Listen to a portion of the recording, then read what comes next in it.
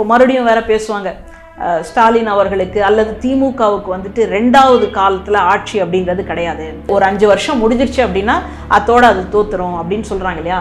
அதுக்கெல்லாம் இந்த முறை ஒரு பெரிய இடி விழப்போகுது. அந்த மாதிரி நினைக்கிறவங்களுக்கெல்லாம் நிச்சயமாக திமுக அரசு தான் மறுபடியும் வரப்போகுது. அவர்கள் செய்திருக்கக்கூடிய பங்களிப்பு அப்படின்றது கல்வித்தளத்திலிருந்து தொழில் தரத்திலிருந்து எல்லாத்துலேயும் முன்னேற்றம் செய்யக்கூடிய பணியை தான் நம்ம பார்க்குறோம். நம்ம எல்லாரும் கைகளை நம்பி வேலை பார்க்குறவங்கள, கைகளை நம்பி வாழ்க்கையை வாழ்கிறவங்கள பார்த்துருப்போம். காலை நம்பி வாழ்கிறவங்கள பார்த்துருக்கீங்களா? அப்படி பார்க்கணுன்னா நீங்கள் அதிமுக பக்கம் தான் திரும்பி பார்க்கணும். அதனால் இவர்கள் கால்களை நம்பி, இன்னும் கேட்டால் கார் டயர்களை நம்பியெல்லாம் இருந்தவர்கள் அப்படின்னு பரவலாக பேசுகிறாங்க, நம்ம சொல்லலை. பெண்களுக்கு நீங்கள் 1000 ரூபாய் கொடுக்குறீங்கன்னா 2000 ரூபாய் கொடுக்கும்போது அது ஒரு பேசு பொருளாக பெண்கள் மத்தியில் ஒரு கவனம் ஈர்ப்பு வரும் இல்லையா? இதுக்கு முன்னாடி தாலிக்கு தங்கம்லாம் கொடுத்துட்டு இருந்தாங்க. அந்த தாலிக்கு தங்கம் கொடுக்கறது எப்போ நின்றுச்சுன்னு நீங்கள் கொஞ்சம் யோசிச்சு பாருங்களேன். கோப்புகளை எல்லாம் எடுத்து பார்த்தீங்கன்னா திமுக ஆட்சி வர்றதுக்கு முன்னாடியே நின்று போச்சு. அப்போ இதையெல்லாம் பெண்கள் பார்த்துருப்பாங்களா, பார்த்துருக்க மாட்டாங்களா? ஏற்கனவே இன்னைக்கு பெண்களினுடைய ஓட்டு சிந்தாமல் சிதறாமல் திமுக பக்கம் அப்படின்றது உறுதியாயிடுச்சு. ஒன்று மகளிர் உரிமை தொகை, அடுத்தது விடியல் பயணம், அடுத்தது காலை உணவு திட்டம். இன்னைக்கு முதல்வரை முதல்வர்னு சொல்றது இல்லை, ஒரு பக்கம் அப்பான்றாங்க, இன்னொரு பக்கம் அண்ணன்றாங்க, தாயுமானவன்றாங்க. இப்படி தான் போயிட்டு இருக்கு. இதுல இருந்து இவர் என்ன பண்ணி ஏதாவது நம்ம வித்தை காட்டி இந்த பக்கம் திருப்பலாமா அப்படின்னு நினைக்கிறாங்க. ஆனால் அதுக்கு வாய்ப்பே இல்லை. பெண்கள்ங்கிறீங்க, அவங்க ஆண்களை விட்டுட்டீங்க. நாங்கள் ஆண்களுக்கும் சேர்த்து இலவச பேருந்து பயணம் கொடுக்குறோம். இதுக்கு தான் திராவிடம்னா என்னன்னு படிச்சுட்டு வாங்கன்னு சொல்கிறோம். இடஒதுக்கீடுன்னு சில ஒடுக்கப்பட்ட சமூகத்துக்கு கொடுக்குறோம், இவங்களுக்கு ஏன் கொடுக்கறது இல்லை, அவங்களுக்கும் சேர்த்து கொடுக்கலாம் இல்லை அப்படின்னு சொல்கிற மாதிரி இருக்குது. அப்போது சமூக நீதினா என்னன்னு தெரியல, சமத்துவம்னா என்னன்னு தெரியல, திராவிட கொள்கைனா என்னன்னு தெரியல. இதை எதுவுமே தெரியாமல் ஆனால் பொதுச் செயலாளர் மட்டும் நான் தான். லிபர்டி தமிழ் நேயர்களுக்கு வணக்கம். இன்றைய நேர்காணலில் நாம் சந்திக்க இருப்பவர் பேராசிரியர் மஞ்சுளா அவர்கள். வணக்கம் மேடம். வணக்கம். இப்போ 2026 தேர்தல் களம் சூடுபிடிக்க ஆரம்பித்து முதலமைச்சர் மு.க. ஸ்டாலின் அவர்கள் இந்த தேர்தல் என்டிஏ விசஸ் தமிழ்நாடு அப்படி தான் இந்த தேர்தல் போகும் அப்படின்னு சொல்கிறாரு. இன்னொரு பக்கம் எடப்பாடி பழனிசாமி அவர்கள் தேர்தல் வாக்குறுதிகளை அறிவிச்சிட்டு இருக்கிறார். ஒவ்வொரு ப்ரெஸ் மீட்டுகளிலும் புது புது வாக்குறுதிகளாக அறிவிக்கிறாரு. பெண்களுக்கு 2000 ரூபாய், அந்த முதியோர் உதவித்தொகை 2000 ரூபாய் நாங்கள் உயர்த்தப்படும், 3 கேஸ் சிலிண்டர்னு சொல்லி பல்வேறு வாக்குறுதிகள் எல்லாம் அறிவிச்சுக்கிட்டு இருக்கிறாரு. அது எப்படி பார்க்குறீங்க இவருடைய வாக்குறுதிகளை? அதாவது தேர்தலில் வெற்றி பெற்றால் அதை பற்றி யோசிக்கணும். அது அவருக்கு சாத்தியம் இல்லை. ஏன் சொல்கிறேன்னா, தன்னை பச்சை தமிழன்லாம் சொல்லிக்கிறாரு. அதுலேயும் புரட்சி தமிழன்லாம் வேற சொல்லிக்கிறாரு. புரட்சி தமிழன்னு நீங்கள் சொல்லிக்கிறதுக்கு ஏதாவது ஒரு முகாந்திரம் இருக்கா? ஒரு நிதியமைச்சர், உங்கள் கூட்டணியில் இருக்கக்கூடிய நிதியமைச்சர் இந்த அளவுக்கு பேசுகிறாங்க அப்படின்னா அதை பார்த்துட்டு எப்படி சும்மா இருக்கீங்கன்னு தெரியல. அப்போ தமிழன் அப்படின்றது பொய்யா கோபால் அப்படின்னு சொல்கிற மாதிரி புரட்சி தமிழன் அப்படின்னு நீங்கள் இனிமேல் சொல்லிக்கலாமா? எவ்வளோ பெரிய மோசமான செயல்பாடு.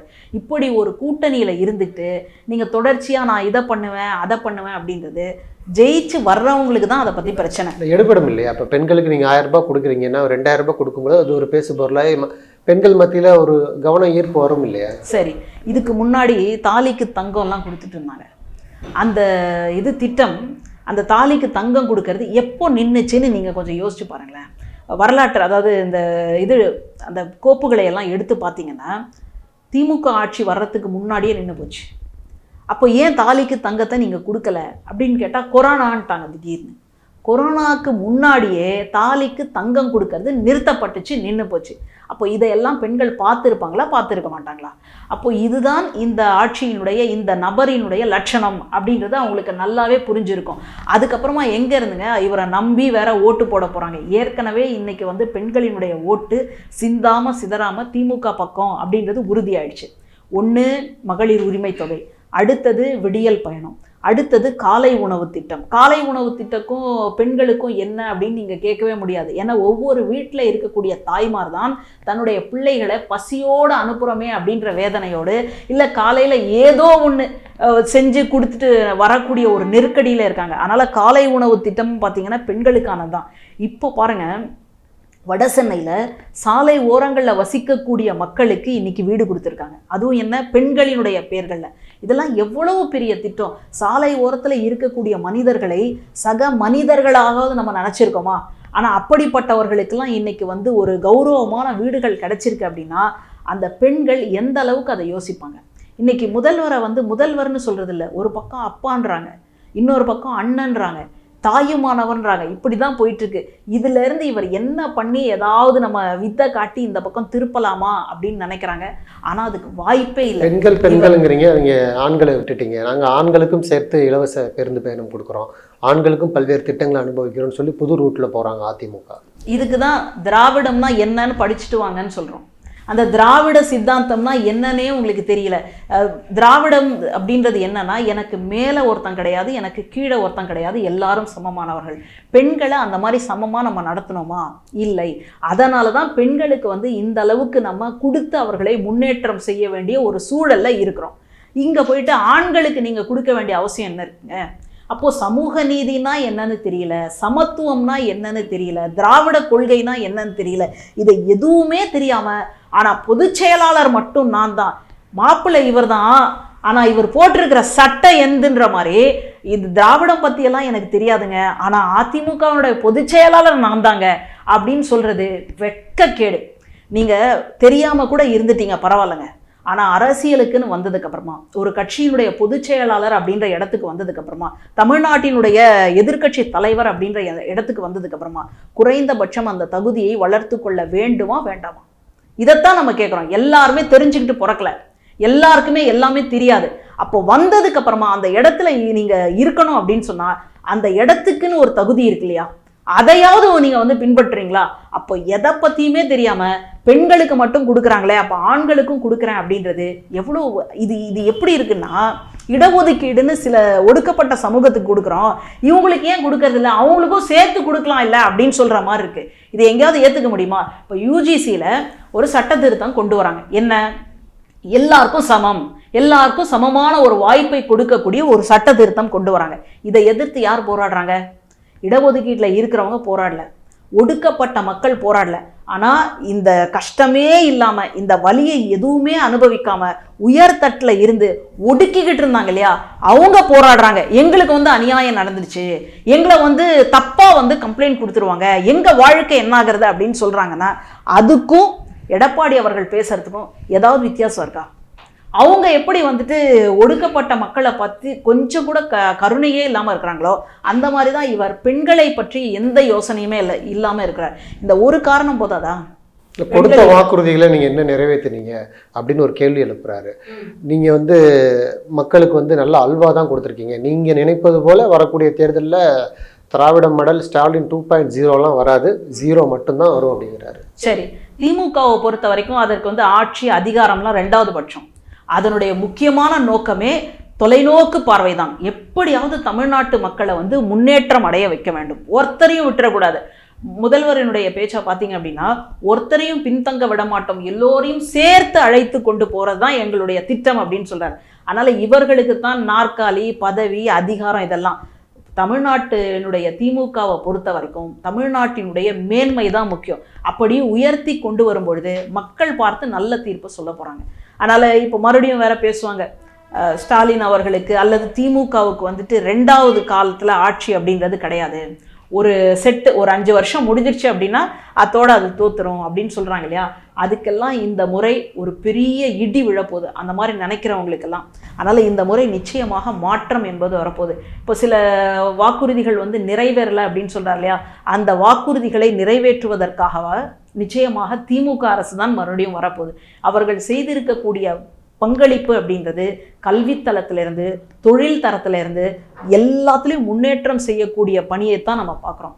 இந்த மக்களுக்கு சூடும் சொரணையும் கொடுத்துருக்குறாங்க. இன்னும் கேட்டால் மாநில சுயாட்சியை தக்க வைக்க வேண்டும் அப்படின்ற அண்ணாவினுடைய கொள்கையை ரொம்ப சிறப்பாக சிரத்தையோடு கொண்டுட்டு வராங்க அப்படின்னு தான் நான் பார்க்குறேன். இதை பற்றியெல்லாம் கவலையே படாமல் மண்டியிட்டு, அதாவது நம்ம எல்லாரும் கைகளை நம்பி வேலை பார்க்குறவங்கள, கைகளை நம்பி வாழ்க்கையை வந்து வாழ்கிறவங்கள பார்த்துருப்போம். காலை நம்பி வாழ்கிறவங்கள பார்த்துருக்கீங்களா? அப்படி பார்க்கணுன்னா நீங்கள் அதிமுக பக்கம் தான் திரும்பி பார்க்கணும். அதனால் இவர்கள் கால்களை நம்பி, இன்னும் கேட்டால் கார் டயர்களை நம்பியெல்லாம் இருந்தவர்கள் அப்படின்னு பரவலாக பேசுகிறாங்க, நம்ம சொல்லலை. அப்போது இதற்குத்தான் அடிமை வாழ்க்கையை வாழக்கூடியவர்களாக இருக்கிறாங்க. நான் ஏன் மறுபடியும் இதை வந்து சொல்கிறேன் அப்படின்னா, ஏன் அழுத்தமாக சொல்கிறேன் அப்படின்னா, இப்படி தமிழர்களுக்கு எதிரான ஒரு நிலைப்பாட்டை ஒன்றிய அரசு எடுக்கும் பொழுது அந்த ஒன்றிய அரசினுடைய கூட்டணியில் இருக்கிறோம் அப்படின்றதுக்காக எதை பற்றியுமே பேச மாட்டேன்னு இருக்கிற உங்களுக்கு நம்பி எப்படிங்க ஓட்டு போடுவாங்க? மானமா மற்றதான்னு பார்த்தா மானம்தான் பெருசு. தமிழனுக்கு பொறுத்த வரைக்கும் மானம்தான் பெருசு. மானத்தை விட்டுட்டு உங்களுக்கு வந்து ஓட்டு போடணும் அப்படின்ற எந்த அவசியமும் எந்த கட்டாயமும் தமிழ்நாட்டு மக்களுக்கு இல்லை. இப்போ பொதுவாக இப்போ தேர்தல் அறிக்கைங்கிறது தேர்தல் அறிக்கையை தயார் பண்ணி வெளியிடுவாங்க. ஆனால் எடப்பாடி பழனிசாமி அவர்கள் தொடர்ச்சியாக பத்திரிகையாளர் சந்திப்பில் தினம் தினம் ஒரு அறிக்கை வெளியிடுவது வந்து அவருடைய தோல்வி பயத்தை காட்டுன்னு சொல்லி செங்கோட்டையன் விமர்சிக்கிறார். அது எப்படி பார்க்குறது? சரின்னு பார்க்கலாமா? அது செங்கோட்டையன் சொல்லலாமான்னு தான் எனக்கு தெரியல. ஏன்னா அவங்க கட்சி தலைவர் அவருக்கு தோல்வி பயம், இவருக்கு மரண பயம். பத்திரிகையாளரையே பார்க்க மாட்டேன்றாரு. NDTVல எல்லாம் வந்து ஒரு இது மாதிரி ஒரு கலந்துரையாடல் மாதிரி வீட்டுக்குள்ளேயே வந்து பேசிக்கிட்டு நான் விஜயை பார்த்துட்டேன், நான் செல்ஃபி எடுத்துட்டேன், அவர் எப்படி ரசிகனா இல்லை நீ பத்திரிகையாளனா அப்படின்னு எல்லாரும் ஒரு பெரிய பேச்சை பேசிட்டாங்க. அவர் போயிட்டு எடப்பாடி அவர்களை பேசுறது அப்படின்றது எனக்கு எப்படி சொல்றதுன்னு எனக்கு தெரியல. அவருடைய நிலைப்பாட்டை சொல்றாரு. ஒவ்வொரு பத்திரிகையாளர் சந்திப்பிலும் ஒவ்வொரு அறிக்கை விடுறீங்களா, தோல்வி பயத்தால சொல்றீங்களா அப்படின்னு கேட்கிறாரு. அதுவும் வாஸ்தவமான உண்மைதான். ஏன்னா ஒரு தேர்தல் அறிக்கை அப்படின்றது குழுவினரோட உட்கார்ந்து எது எது வேணும், எந்தெந்த இடத்துல கேப் இருக்குது அப்படின்றத பார்த்து இதை சொன்னோம் அப்படின்னு சொன்னால் மக்களுக்கு போய் ரீச் ஆகும் அப்படின்னு பார்த்து பண்ணுறது. பத்திரிகையாளரை பார்க்கும்போது தான் நீங்கள் சொல்கிறீங்க அப்படின்னா, அப்போது நீங்கள் தேர்தலுக்கான அறிக்கையை கொடுக்குறீங்களா அல்லது மக்களை அந்த நேரத்தில் பத்திரிகையாளர்களை கவருவதற்கான பேச்சை பேசுகிறீங்களா? அப்போது இவங்களுக்கு வந்துட்டு மறுபடியும் மக்கள் நலனில் எந்த விதமான அக்கறையும் இல்லை.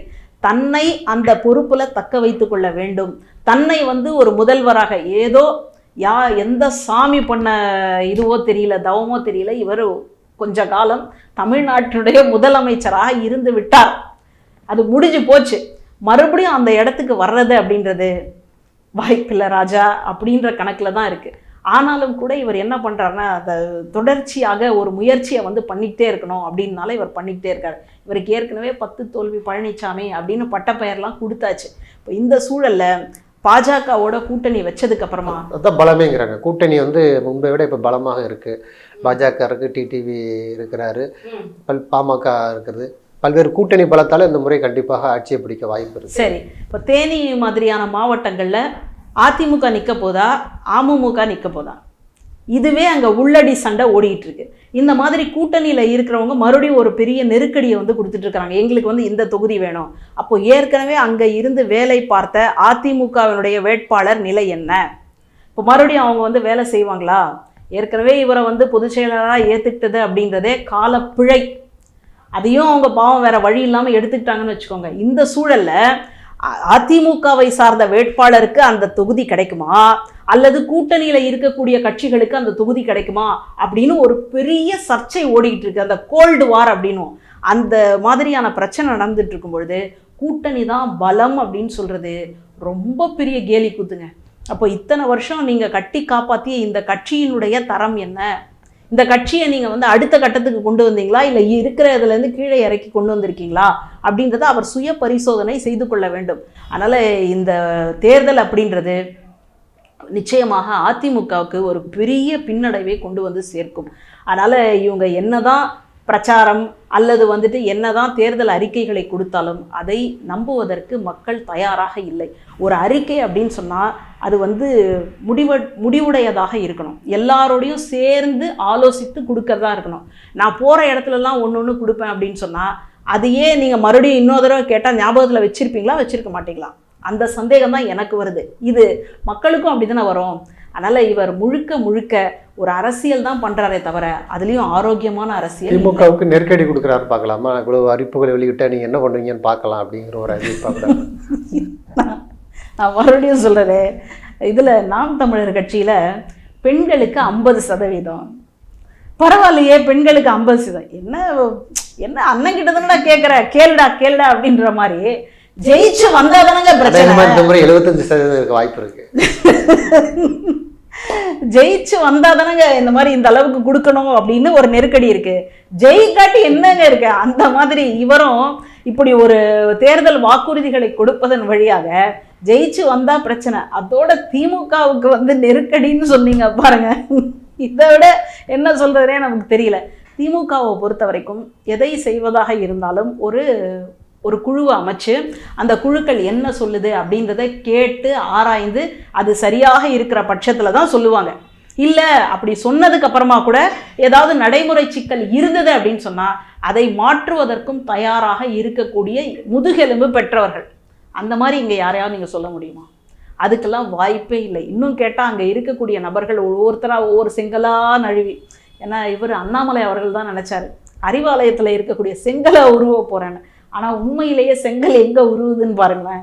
அங்கேருந்து வர்றவங்க திமுக பக்கம் வராங்க, வேற எங்கேயாவது போய் சேர்றாங்க அப்படின்றத நம்ம பார்க்குறோம். அதனால் இதெல்லாம் நெருக்கடியே கிடையாது.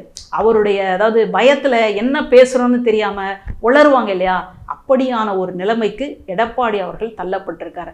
குறைந்தபட்சம் அவருக்கு ஒரு அரசியல் அறிவு வேண்டும், அரசியல் தெளிவு இருக்கணும், இல்லாட்டி தெரிஞ்சவங்க கிட்ட கேட்டாவது தெரிஞ்சுக்கணும் அப்படின்னு தான் நான் சொல்கிறேன். நன்றி மேடம். நிறைய நல்ல பயனுள்ள தகவல்களை நேயர்களுக்கு சொல்லியிருக்கீங்க. உங்களுடைய நேரத்துக்கு மிக்க நன்றி.